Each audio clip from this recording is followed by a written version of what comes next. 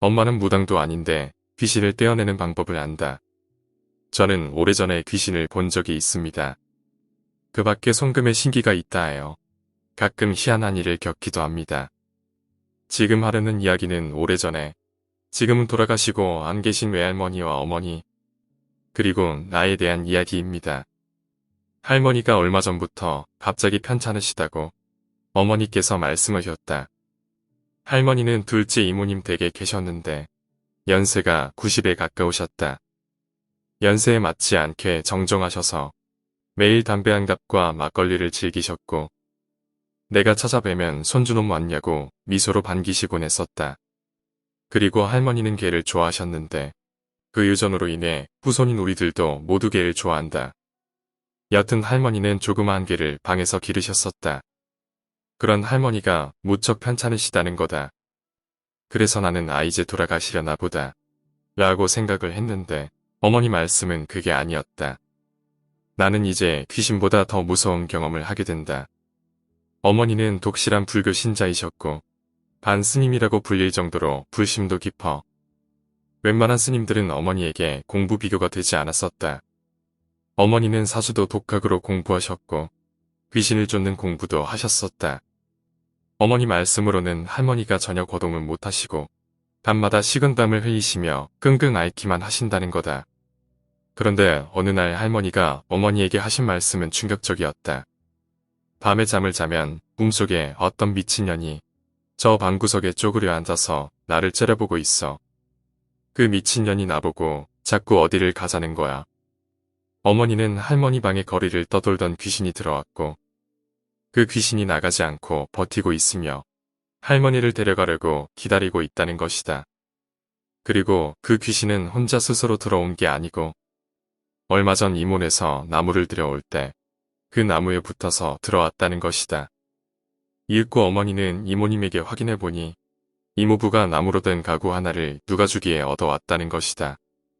나무나 쇠로 된 것은 귀신이 붙어 따라 들어오기도 한다. 어머니는 내게 이렇게 말씀을 하셨다. 길동아, 내일 채비를 하고 나와 함께 할머니에게 가자. 나는 눈만 끔벅거리고 있었다. 그 말이 무엇을 의미하는지 알고 있었다. 그 말은 같이 가서 귀신을 떼어내는 일을 하자는 것이었다. 이 일은 극도로 위험하다. 잘못하면 떼어내려는 사람에게 귀신이 붙기도 한다. 예전에 어머니가 아프셨을 때 어머니가 시키는 대로 해서 귀신을 떼어낸 적이 있었다. 하지만 그때는 그래도 약 먹고 나을 때 됐으니 낫은 것이지 귀신은 무슨 귀신이라고 생각했었다. 어머니는 밤새 준비를 하셨다. 나무를 하고 조밥을 만들고 참기름으로 조밥을 비비고 간장을 준비하고 그리고 나보고 말 몇 마리를 큰 한지에 그리라 하여 그 위에 알루미늄 호일로 종지를 만들어 그렇게 밥상을 차렸다. 다음 날 밤 9시가 되어서 우리는 할머니 댁으로 갔다. 이모와 이모부는 어머니가 집을 비우라고 해서 집에는 할머니 혼자 방에서 주무시고 계셨다. 주무신다기보다는 뭔가 괴로운 듯 인상을 쓰고 눈을 감고만 계셨다. 그렇게 어머니와 나는 밤 11시가 되기를 기다리고 있었다. 집은 어둡고 적막했고 할머니를 따르는 강아지는 할머니 머리맡에 앉아서 가끔은 혼자 벽을 보고 낮게 으르렁거리기만 하고 있었다. 거실에 앉아서 기다리는데 할머니 방에서 가끔씩 들리는 강아지의 낮은 으르렁거리는 소리는 정말 소름이 돋았다. 밤 11시가 되었다. 어머니는 내게 미리 준비해온 한지에 만들어 왔던 밥상을 할머니 머리맡에 살짝 갖다 놓으라고 하셨다. 나는 두 손으로 조심조심 들고 할머니 방으로 들어갔다. 갑자기 온몸에 소름이 돋았다. 싸늘한 냉기와 누군가가 이런 나를 보고 있다는 느낌이 들었다. 강아지는 나를 보더니 살며시 꼬리를 흔들었지만 이내 벽 쪽을 바라보고 다시 낮게 으르렁거렸다. 조밥을 강아지가 먹으면 어쩌나 싶었지만 강아지는 조밥을 쳐다보지도 않았다. 그렇게 밥상을 할머니 머리맡에 차려놓고 나와서 밤 12시가 되기를 기다렸다. 1시간을 그렇게 기다려보면 소름이 어떤 것인지 정말 알게 된다. 읽고 밤 12시가 되자 어머니가 내게 몇 가지를 일러주셨다. 너는 방으로 들어가서 그 밥상을 들고 나오되 절대로 벽 쪽을 쳐다보면 안 된다. 내가 문을 조금 열어놓을 테니 밥상을 들고 집 밖으로 나가면 동으로 10발자국, 나무로 5발자국을 걸어서 귀신의 이름을 3번 부른 후 땅에 놓고 한지를 보자기처럼 덮어서 밥상을 덮은 후 이것을 먹고 가거라 하고 말하며 땅에 던지고 들어오너라. 들어올 때 절대 뛰어서는 안 된다. 그리고 명심할 것은 뒤에서 누가 부르거나 잡더라도 절대로 대답하거나 뒤를 돌아보아서는 안 된다. 만약 뒤를 돌아보게 되면 정말 일이 커지게 된다. 이 말을 듣는 순간 정말 나는 소름이 돋아 죽을 지경이었다. 망설이고 있는 나를 등짝을 한 대 후려치시고는 엄마는 다른 방으로 들어가셨다. 해야 했다. 지금 나 혼자 남겨졌고 저 방에 내가 들어가야 한다. 숨을 크게 들이마시고 할머니 방으로 들어갔다.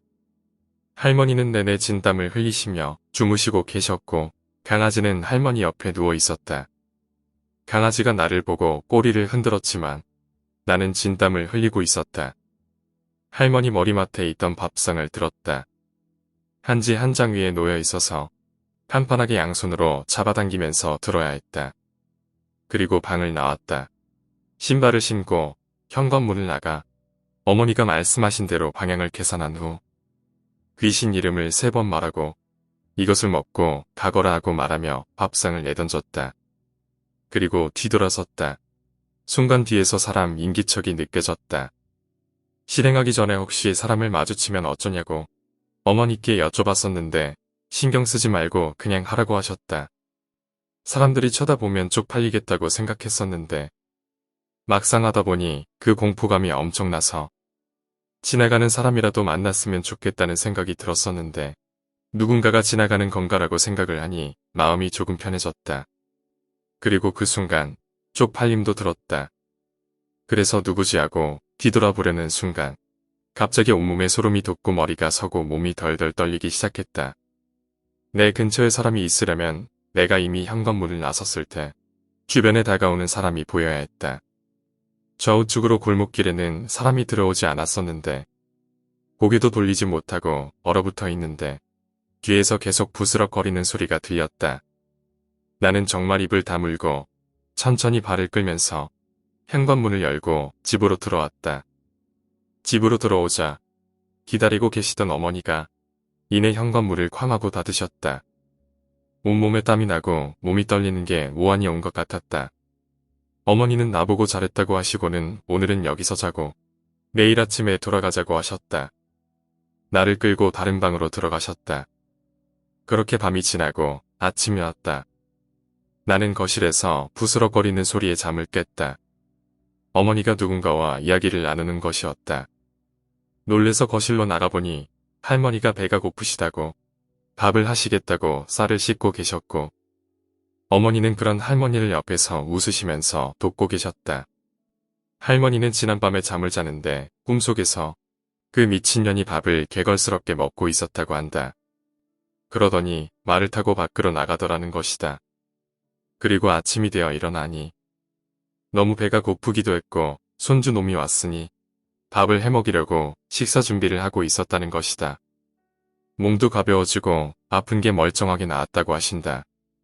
나는 정말 놀래서 입을 다물 수가 없었다. 그러나 신비한 경험은 이게 끝이 아니었다.